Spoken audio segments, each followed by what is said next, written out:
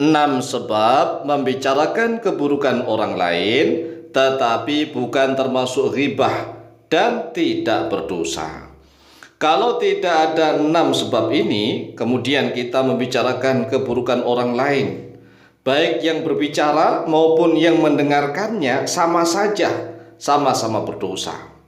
Jangan sampai kita memiliki keyakinan, memiliki kepercayaan bahwa kan saya cuma mendengarkan. Yang membuat konten itu kan orang lain, saya cuma mendengarkan, saya cuma menikmati. Lah, yang namanya ghibah, antara yang berbicara dengan yang mendengarkan sama saja hukumnya.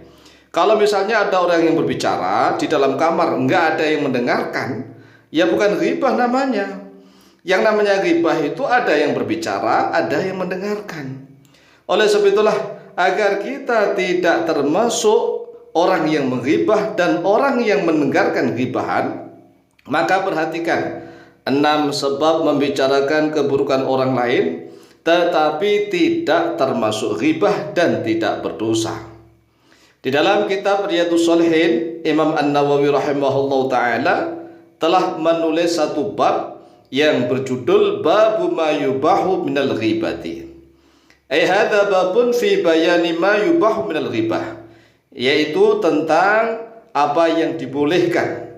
Jadi ghibah tapi dibolehkan begitu. Wa huwa sittatu asbabin.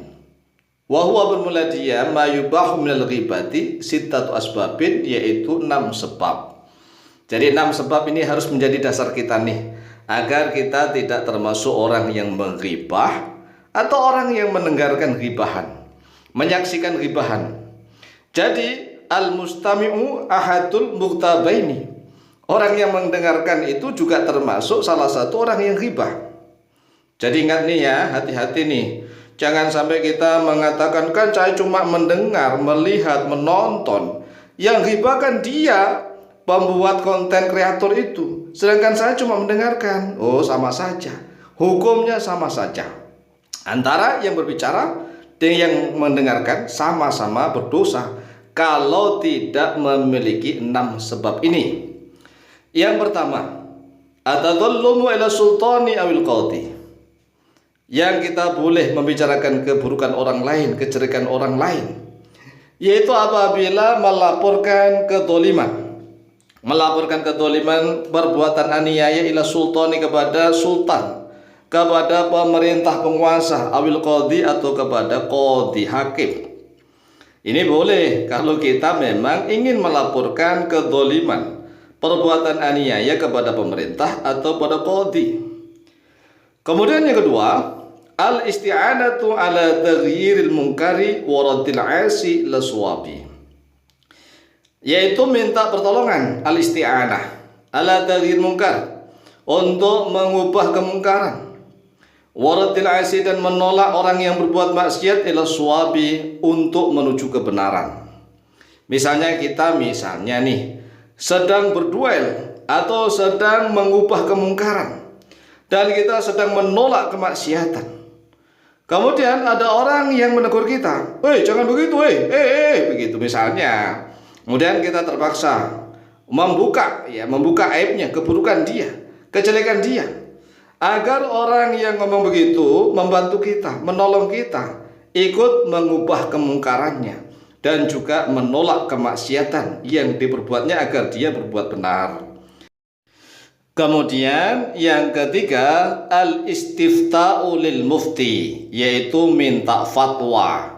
Minta fatwa, minta pandangan, minta nasihat lil mufti, kepada mufti. Mufti adalah orang yang ahli memberikan fatwa, yaitu para ulama, para guru-guru yang alim allamah. Kita boleh membicarakan keburukan orang lain di depan mufti, di depan guru kita, dengan maksud kita ingin meminta fatwa, minta nasihat. Kalau tidak seperti itu, maka juga termasuk ghibah, begitu loh. Jadi walaupun kita itu ngomong di hadapan para ulama yang alim allamah, yang sebagai seorang mufti kita minta fatwanya, tetapi kita tidak ada maksud untuk kebaikan, perbaikan, maka itu masih termasuk tergolong ghibah. Maka hati-hati.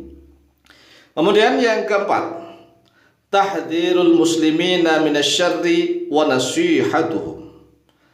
Tahdhirul muslimina yaitu memberikan peringatan kepada orang-orang Islam, minasyarri daripada keburukan, daripada kejahatan, wa nasihatuhum dan memberikan nasihat kepada orang-orang Islam. Ini contohnya bagaimana? Ini contohnya seorang dai, seorang mubalik, seorang ustadz yang ceramah misalnya di atas panggung atau di depan kaum muslimin atau khutbah. Kemudian dia membuka keburukan orang, membicarakan kejelekan orang, tapi dengan maksud memberikan peringatan kepada orang-orang Islam itu agar jangan terjebak di dalam kejahatan seseorang. Orangnya disebut boleh, agar orang-orang Islam tidak terjebak di dalam keburukannya, kebid'ahannya misalnya. Pokoknya ke dalam kejahatannya. Memang maksudnya apa? Maksudnya memberikan nasihat kepada orang-orang Islam. Kemudian yang kelima, ayyakuna mujahiran bi fisqihi aw bid'atihi.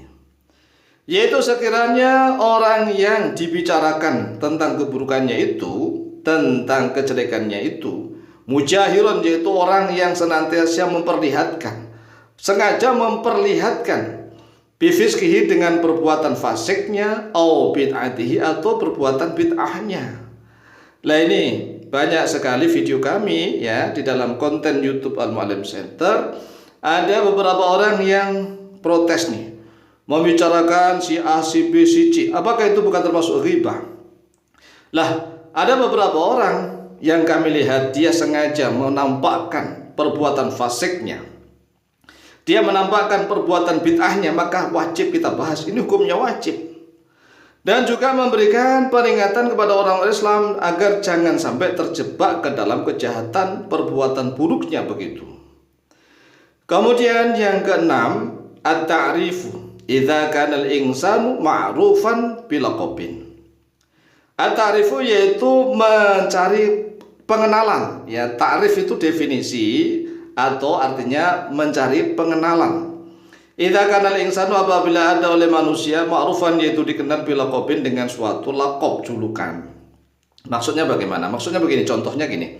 Kita mencari namanya orang Joko di suatu daerah.